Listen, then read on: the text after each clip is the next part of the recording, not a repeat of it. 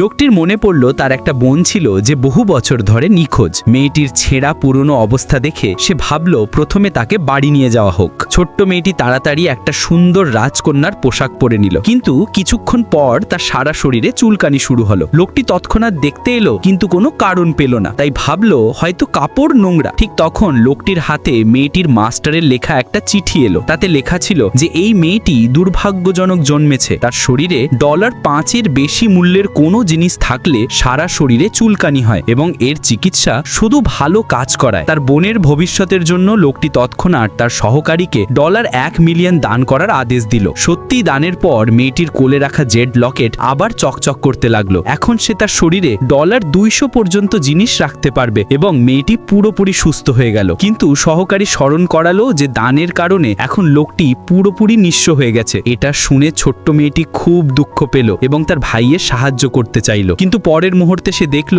তার ভাইয়ের চারপাশে কালো ধোঁয়া ছড়িয়ে পড়েছে।